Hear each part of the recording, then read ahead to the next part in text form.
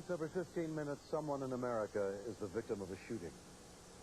With random acts of gun violence on the rise, our streets are becoming increasingly littered with broken hearts and shattered dreams. This story is not a recreation. It's the terrible reality faced by the Oklahoma City emergency workers on the night of August 4th, 1991. On that night, we had several shootings that occurred in our city involving gang members. I feel like the mood was set for that evening. 10:20 p.m. A taxi dispatcher radios the police for help. This is Mary Young Cab. I have a driver being shot at Southwest 29th. I don't think he was hit. He said something about maybe the car was hit. They said the guy pulled over and the other guy shot him in the head. In the head? Yes. Oh, there's some officers there now, hon. So, okay. Thank you. We drove up on this shooting right after it had occurred. So the chances were good that the suspects were still on the street. Lincoln 206 headquarters. If you got M-Care to 521 on 29th, got a shooting victim here. Can you tell me what happened? Did somebody just drive by or what? No, they were in a little gray car. They went to They were talking 90 miles an hour, but of course we need to get information out on the radio as quickly as possible. A small gray car, a big gray car? It was a small gray car. It was it might have been like a Chevy Nova. It looked like a Chevy Nova. Okay, and it went that way. It was a new car. The thing that was unusual that would make the car stick out to us was the fact that it had lights that surrounded the license tag that went around and around the tag. Kind of small, possibly like a Nova. The rear of the vehicle will have a Christmas tree type decoration going around the tag. And this occurred about 3 minutes ago. He was trying to hang on. It was obvious. You could see his hands moving. It was a total just fight to stay conscious. That does not belong to any gang that we're aware of. He was in the wrong place at the wrong time. All I could do was keep on saying, help me, help me. Then we got him out and took him over to where he could be away from the car and waited. Is he doing okay? Come on, Tommy. What's his name? Tommy. Tommy. Tommy, talk to me, bud. You okay? Keep on moving your hand, Tommy. Tommy, move your hand. Tommy? Tommy? 18-year-old Tommy Bias is rushed to a nearby trauma center, barely clinging to life.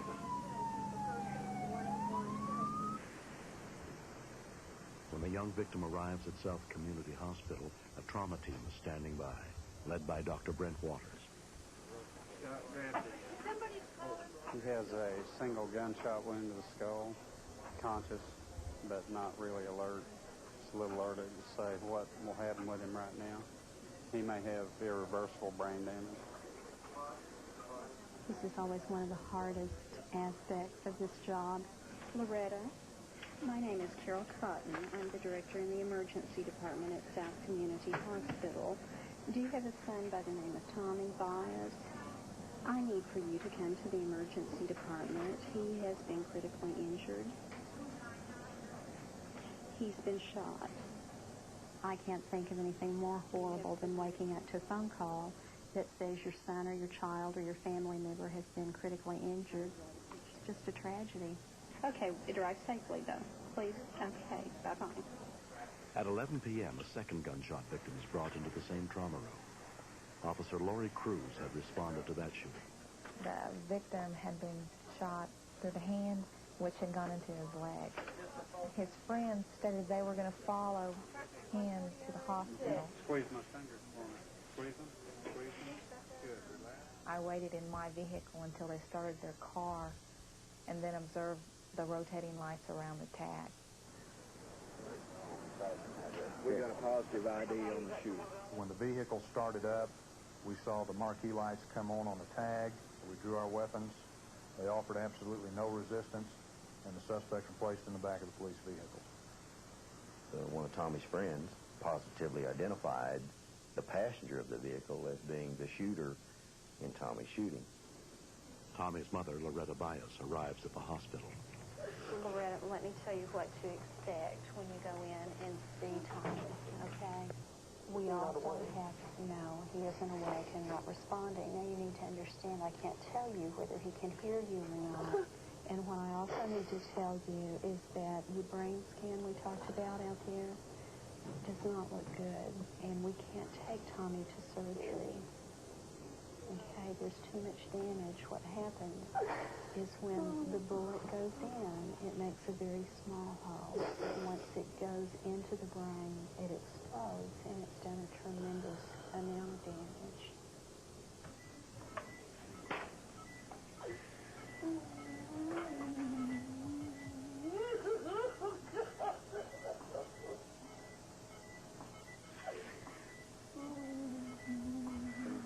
There's not anything they can go in and just take out a piece of or fix. Do you mean he'll die? More than likely. Oh, no, no, no.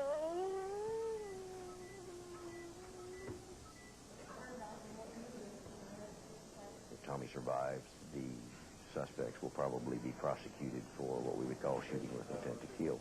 If Tommy does not make it, the district attorney is going to have to be looking at some other charge, possibly murder, could be manslaughter. Young people oftentimes never look at the future. The only thing that a gang has to offer them is either jail or death. Very few of them ever escape out of a gang without one of those two things happening to them.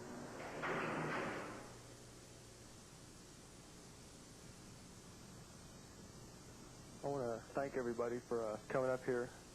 And really what I wanted to do tonight is pray, because the only thing that's going to save him now is a miracle. And we really need that miracle right now. So if y'all would please pray, and pray hard. God in heaven, we come to you now in Jesus' precious and holy name to ask for our friend Tommy. I feel really in my heart that he's going to make it through this. And we all pray for this miracle. That's all we're waiting on is the miracle, God. We all need this. We pray that you take care of Tommy. Amen.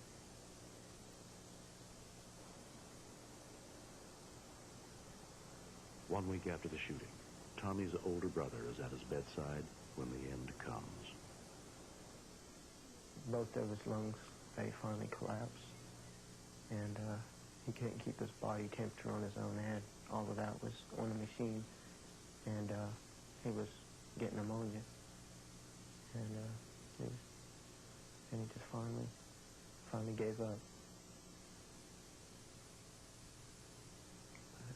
He fought hard. He tried.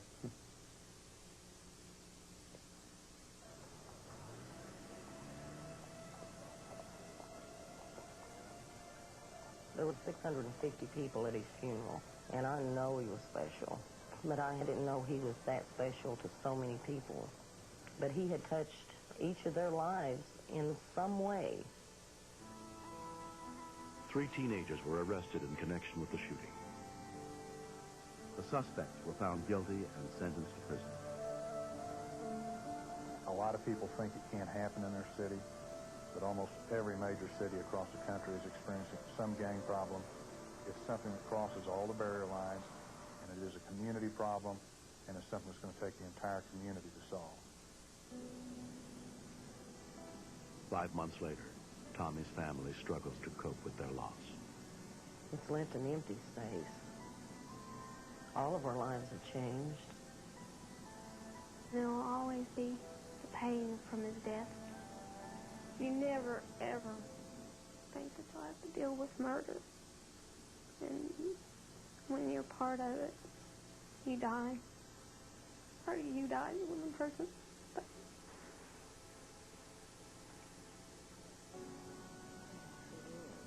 it's plumb against nature. It's something you don't never think about your kid dying.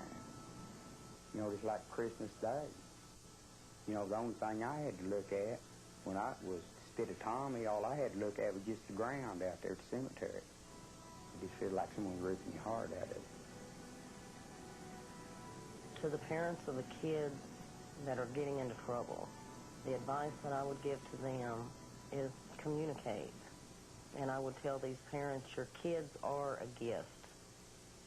And to take care of it. Because they never know when they could lose theirs.